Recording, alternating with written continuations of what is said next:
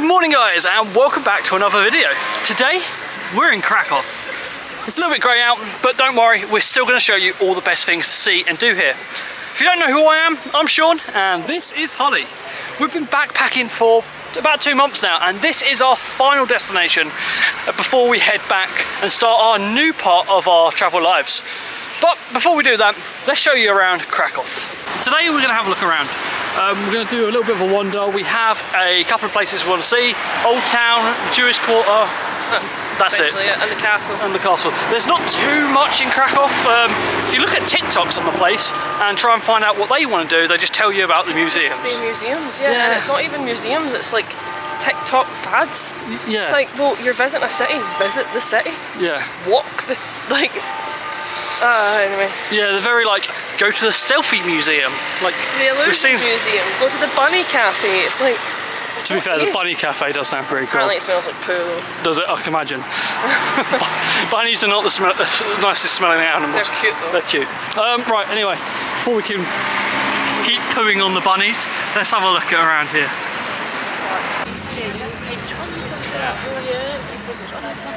Wow, that's impressive.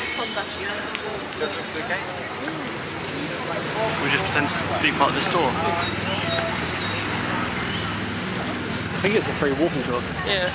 There's a few of them up here. Yeah, there's quite a few. We've done a free walking tour in Triana? Yeah. And yeah, they're good. But again, the other problem with free walking tours is you kind of want to stop in, take pictures and enjoy the places for yourself sometimes, and just kind of discover things and like find it as a... I also think we were slightly spoiled with our tour guide in Albania. Yeah. It's phenomenal. Do like old towns. Also, a little tip if you are planning to travel Poland at all. These shops here called Zabka, you can find them literally a 10-minute walk away from everywhere you go. Not even 10. They are technically their 7-Eleven. They have hot dogs in there, they have like food that can be heated out, yes, heated up, sandwiches, cups of coffee, which is pretty cheap, like 50p for a cup of coffee or something stupid like that, and then obviously you can get like meal deals with like pastries and stuff. They are the perfect backpacker shop because they are easy and cheap.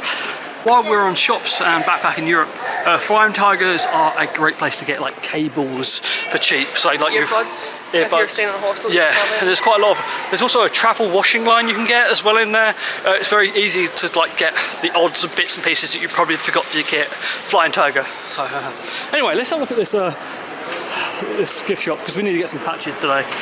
So we went into the tourist shops. They're not bad value to this one. You're looking at about £2 a patch, which is really good value for patches. Normally that's one of our cheapest ones.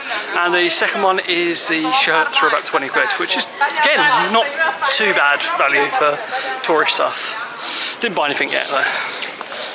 This is Old Town Square. It's massive. Beautiful buildings again. There is a lot of beautiful buildings here, isn't there? Surprised me the most. Yeah. For it, like. Yeah, it's very well laid out. It's good. Oh wow, we missed this one right in front of us. Well, I mean, of course it's historic. There's a Hard Rock Cafe beside it. Where's the McDonald's? There was one back there. Oh, is there? It's fine. There's a Harley Davidson bar there. So we just found an indoor market just on the Old Town Square. It's nice.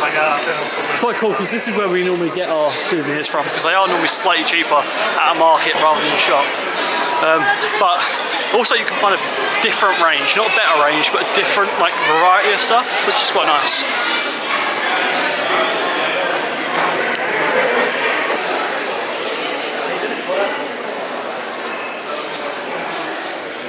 No luck on the market today for the patches, but balance has been restored. There's a McDonald's on the square, so it's all good. Oh. So we are now off to the Jewish Quarter. Anything you want to add to that? No, that's about it. It's only 15 minutes from here. 15 minutes, okay. So we have made it around the Jewish Square, and we're going to go for a bit of a walk.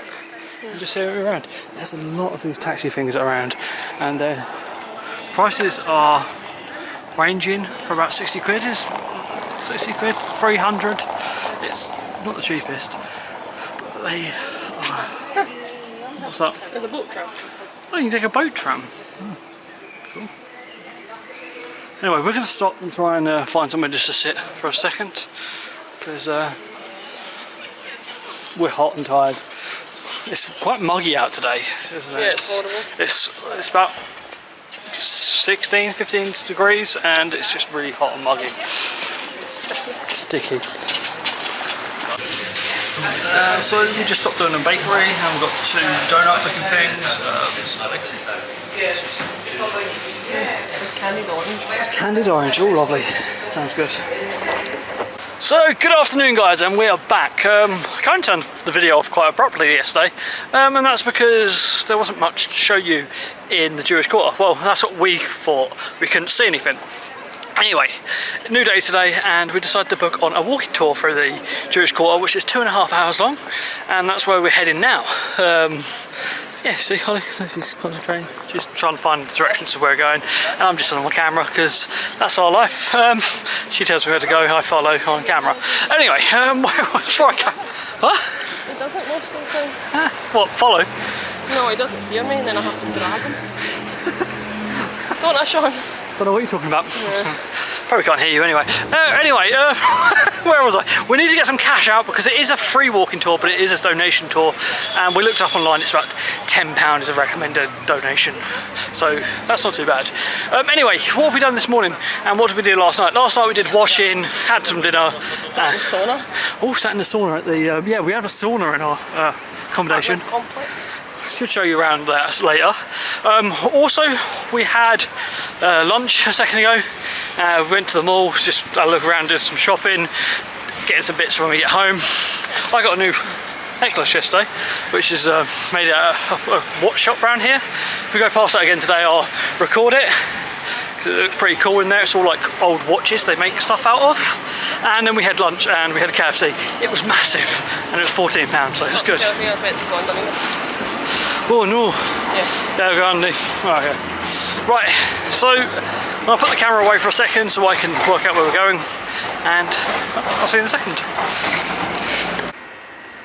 So this is the place where I got my necklace from, and we got some gifts from here as well. It's really nice. All handmade.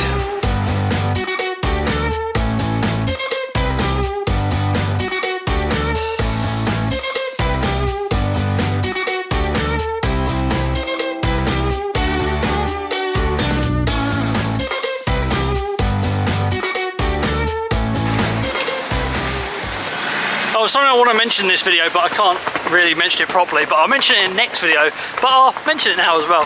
Holly. What? I just want to say thanks to your ma and Papa and Your Papa, ma? your ma and Papa Dave My ma and Papa Dave. for the coffees. Thanks. We haven't got a coffee here because we haven't, but we'll get one at the airport, and we'll thank you again in the next video. Your ma. Yeah, ma. Your ma. Ma. Ma. Ma. Ma. Yeah. So we're here at the walking tour. It's called Walkative. We're 45 minutes early, so we're just going to hang around for a bit and relax. There's the other walking tour over there. We'll put this away for a second and then I'll bring you out for the walking tour. Finished the walking tour here at, where's the square? It's kind of Hero Square. It's got another name. And each chair represents 1,000 Jewish people that are here. That lived here before the war, so Yeah. there's 65,000 lived before the war. During the war there was 17,000. Yeah. And then there's only 700 in Krakow. Wow. Yeah, so I was just going to ask Holly, what did you think of the tour, Holly? It's really good. It was really good. Yeah. Really good information. He talked to us. If you're going to do a free walking tour, do it of the Jewish quarter, because we kind of walked around yesterday and we didn't have a clue what we were looking at, and he's just filled in all the gaps. We didn't even find half the things. Like, we didn't walk through it. We didn't know where anything was. We kind of gave up and went home, as you kind of saw. Yeah, it was really good. We started. Where did we start? So, Outside the old synagogue. and then we made our way around and we did all the 7 synagogues. Yep. Yeah. Yeah, 7, and we're now over in the ghetto, which Yeah. is across the river. Yeah, so the ghetto story is quite horrifying, isn't it? Yeah. So during the war, this is where all the Jews were sent, weren't they? Yeah, because it was an island Yeah. at one part, and there was only enough houses for 3,000 people, and there was 17,000 people living in them. Yeah. It's yeah. Yeah, and it's there was one non-Jew here, wasn't there? And he was the pharmacist. He was a Polish pharmacist that helped Jewish people escape. Yeah. Then people would throw, so even the trams that came onto here Weren't allowed to stop. but people would throw bread out.